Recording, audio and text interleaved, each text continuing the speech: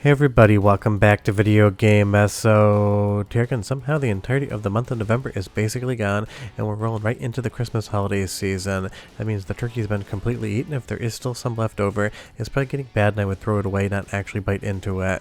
But I'm going to be going over each and every one of my favorite ports, ROM hacks or otherwise, in the retro gaming scene in the month of November. Because it seems like you guys like this format, recapping all of the videos into more bite-sized pieces.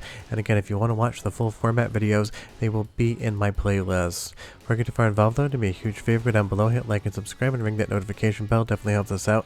And if you feel so inclined and want to support the channel, I got a Patreon link down below as well. But I think maybe my favorite thing of the month of November is Voxel Nukem 3D. There were a lot of fun things to talk about, and honestly ranking my favorites near impossible. I kind of actually edit these things to switch up genres more so than I do to put my favorite first. But getting voxel characters and voxel items in Nukem 3D was absolutely stunning, and based upon the views of the video and the overall reception, everyone loved seeing this as well. It was basically near unanimous acclaim, saying that this was absolutely an amazing upgrade to Nukem 3D, and a lot of people, just like I felt, thought that the overall voxels really blended in well in the world of Nukem 3D. I appreciated that the artist and developer that did this didn't try to reinvent the wheel, they just took the overall sprites, turned them into voxels, and made them look like they were supposed to be in Nukem 3D on launch day. That is the most effective way to commend a mod. If it feels like it was just basically part of the original, then you know you've done an incredible job. And honestly, the voxels really do give these characters, including all the babes of course because they're there and I know you wanted to look at them, a completely 3D feel in a game that, even though it appears to be 3D, is still using a complete 2D engine. This is just the type of stuff. I get that it's not necessary. There is nothing wrong with the original Duke Nukem in any way, shape, or form, but developers think to themselves, you know what, I've loved this game, I know you love this game, so I could make it a little bit more fun, a little bit more modern and different, and do it just for the love of Duke Nukem 3D, and because I can. And honestly, I will always advocate on this channel, now and into the future, that because I can is every bit as good of a reason to do something as because it needed to be done. And honestly, in some ways, it's a more pure expression of the love of a game to make a modification like Voxel Duke Nukem 3D, just because somebody out there thought it would be a good idea and wanted to share it with the community. And I would say maybe every 3 or 4 years I'll sit down and play Duke Nukem 3D for start to finish, because I have a ton of nostalgia for this game. I played about half of it on Voxel Duke Nukem 3D and I'm definitely going to finish, and in the future I'm definitely going to select this version of the game to have my nostalgic playthroughs on, because honestly it kind of looks like I remember the game looking on my CRT monitor back in the day, except it looks completely different at the same time, and paired with eDuke 32, it is just, in my opinion, now the de facto best way to play the original Duke Nukem 3D. You leave me a comment down below and you tell me, what do you think about the voxels, and are you going to play this version?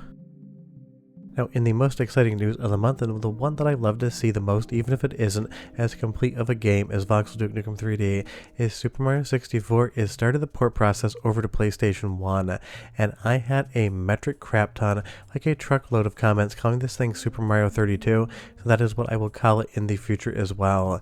This was an absolute masterclass from the developer, showing that you could actually pull off something like this and make it work, and the developer's name is Malucard, and if you're wondering, yes, that is just basically Malucard as a duck with a cape on, or at least that's what I'm going with in the future, and I'm gonna make it stick.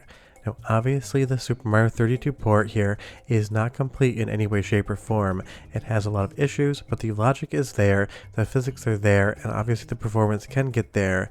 And this is a project more so than any other that I want to see completed in 2026. I want to be talking to you at the month of November next year, telling you the turkey has been eaten and Super Mario 64 has been fully ported to PlayStation 1. Is it going to get there? I have absolutely no idea, but it is something I would love to see. And it's going to be our first soundtrack sample as well, because it's haunted, and you know it's haunted, and I'll be right back.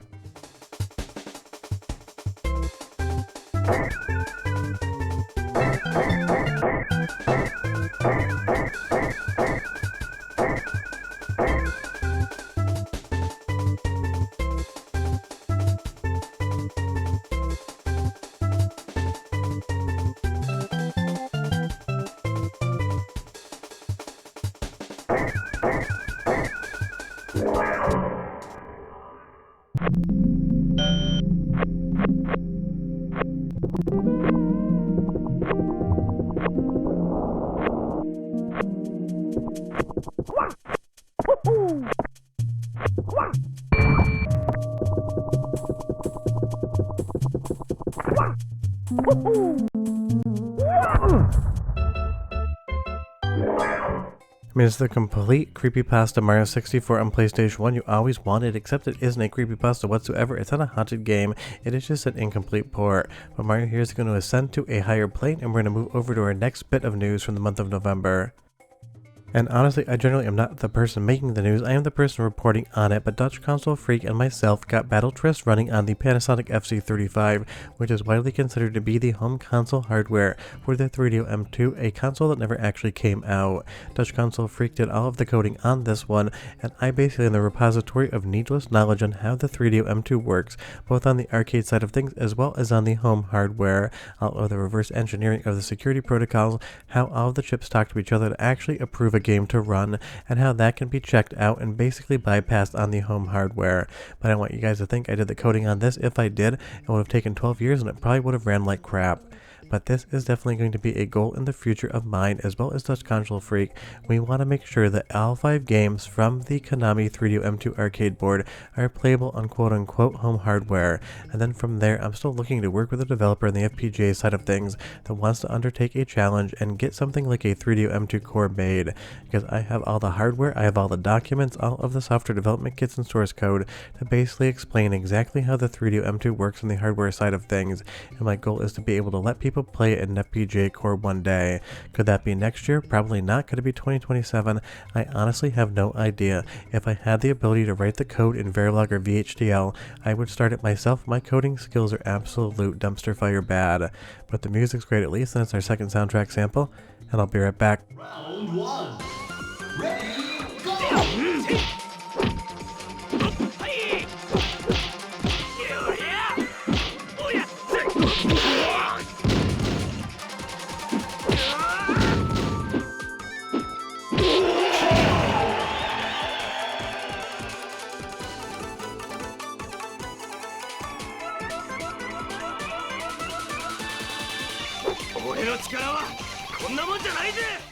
I mean, it's a fun game, it's a fun soundtrack, and hopefully it's something that you'll be able to play in FPGA one day.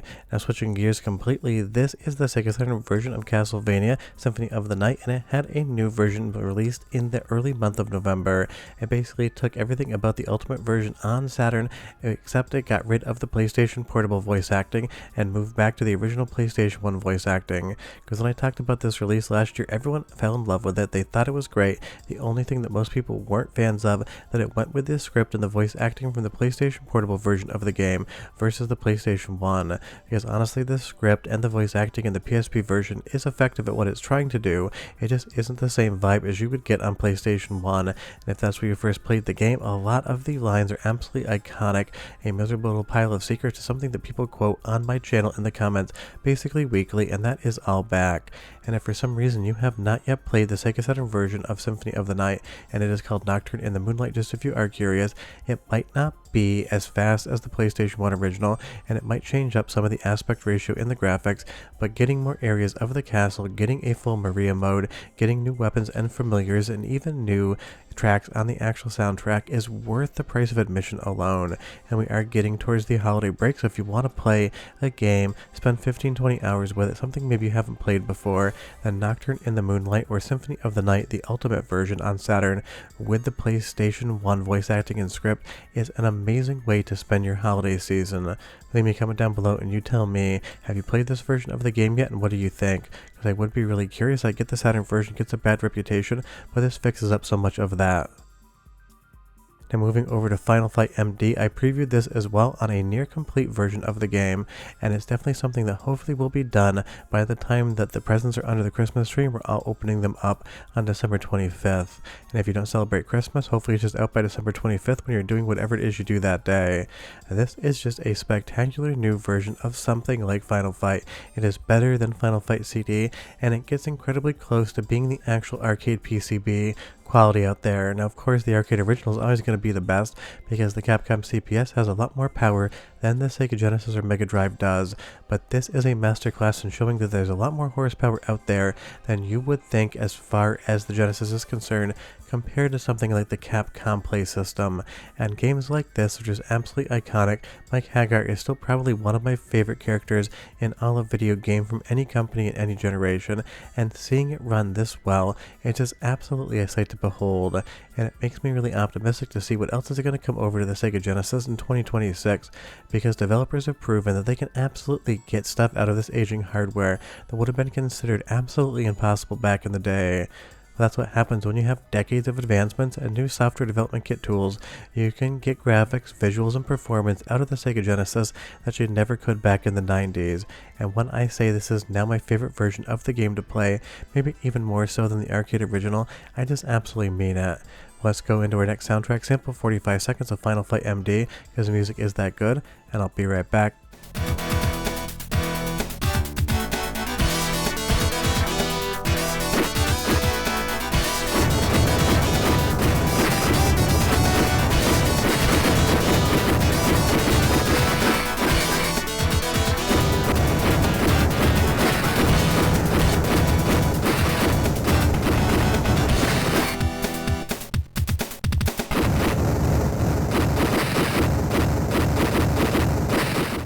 So now moving from Sega Genesis to Super Nintendo, or in this instance Super Nintendo CD. That is because Kosam the Great updated everyone this month in the progress on recreating the Super Nintendo CD out of real hardware on a custom PCB. And this is basically part and parcel an evolution of Kosam's the Great Sega Neptune project board, where you can combine both the hardware of a Sega Genesis as well as a 32X all on the same PCB, so you could pop in one cartridge and play whatever system you wanted. Now there is no guarantee that this thing will ever get finished, but it seems like Kosam is working in the right direction, so 2026 could be the year where the Super Nintendo CD actually sees a quote-unquote release date and hardware exist out in the world. Now of course this isn't going to be something that's going to be sold, it'll be something that you get as a project board and basically have to solder all the parts in yourself, which is no small task whatsoever, but I'm definitely looking forward to seeing more updates on Kosam the Great Super Nintendo CD recreation, and it is one of those things I absolutely love projects like this, and I feel like most of you guys do too.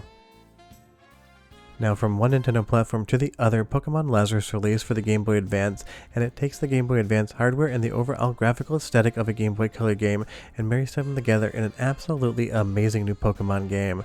I have still been playing this, I've been having a fun time with it, and honestly, it kind of gives me that nostalgia for some of the original Pokemon games that I feel like the most recent releases just haven't been bringing from Nintendo to fans. Leave me a comment down below and you tell me if you played this one. It's one of those things, the developer actually stepped back from developing this a little bit because they got a lot of heated feedback when this released, and I don't understand whatsoever. This thing from top to bottom is just straight up a fun time, and I'm so glad it exists out there. And it's one of those things, at least in my head, and maybe I'm the crazy person here, the people that comment and say that they hated this and it shouldn't exist for some very strange reasons, just don't play the damn thing. I do not understand the concept that if you don't like something, it shouldn't exist. If you don't like something, just don't consume it. Because I actually feel bad for the developer here. They did an incredible job giving Pokemon fans probably one of the best Pokemon games that have come out in the 2020s, and for some strange reason, like 2% of the community just absolutely shit on them so bad that they basically said, you know what, screw it, I'm just going to take my fun and go home with that. That is something that I'm always going to fight against in retro gaming. Stop gatekeeping things, stop telling people they shouldn't do stuff. If you don't like something that you're watching on this channel or any other channel, and trust me, 99.9% of you watching are awesome and I love you for it, then just don't consume the damn thing. Go find something else to play, and if you haven't played this one, definitely do it because it is a straight up 10 out of 10. Now that we've got the rant over, we're moving over to Kindawantu and Company's Famidash. This got a massive update in the month of November, basically feeling like an entirely new release. It is a rhythm platforming game. It is incredibly difficult, hard as nails and spots, and one that I'm never going to be good at, but I'm always going to have fun playing. And I just love seeing the NES get some fun as well, especially with the parallax scrolling here. Just looks absolutely incredible. Kind of feels like it's doing something that would be impossible on the NES. Definitely a very specific genre, a rhythm platformer. It might not be for everyone, but who it is for will absolutely have some awesome hours on this one, because trust me, the difficulty in later levels, it might take you 2-3 hours to actually get one clear, even if you're trying to memorize it the best you can. And the game has an incredible soundtrack as well, which is my lazy segue into the next and final soundtrack sample of the video. So go ahead and listen to Famidash because it is amazing, and I'll be right back with just a bit more. But enjoy!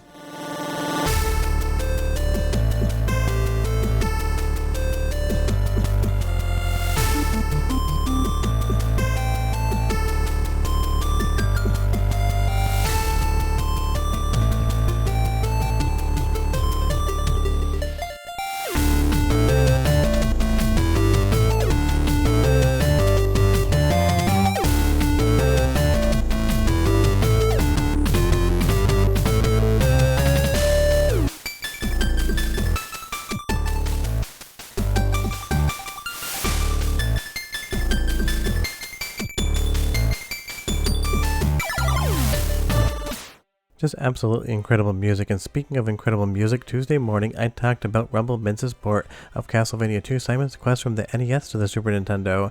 So I'm not going to be doing a soundtrack sample of that, because if you watch my channel regularly, you've heard that about maybe 72 hours ago, maybe a little bit more. Not quite sure when I'm going to schedule this video, probably sometime over the weekend or on Monday. But definitely check this out. The link is in the description below. It is straight up the best version of Simon's Quest that's probably ever going to exist, and I absolutely love to see that stuff happens. And I hope to see Castlevania 3 soon. But if I had to pick a favorite one as far as the sheer spectacle is concerned, Super Mario 64 being ported to PlayStation 1 from the Super Mario 64 decomp was not only my favorite thing to see this month, but based upon the metrics, was your favorite thing to see this month too. So trust me, the next time this updates, I will definitely be checking it out and updating everyone on the channel, and I may even have a video soon talking about the technicalities of this port, because there was a lot of questions on how it gets done and how it gets resolved, and I might talk about that soon. But we're done, I'll see you next time. Bye bye.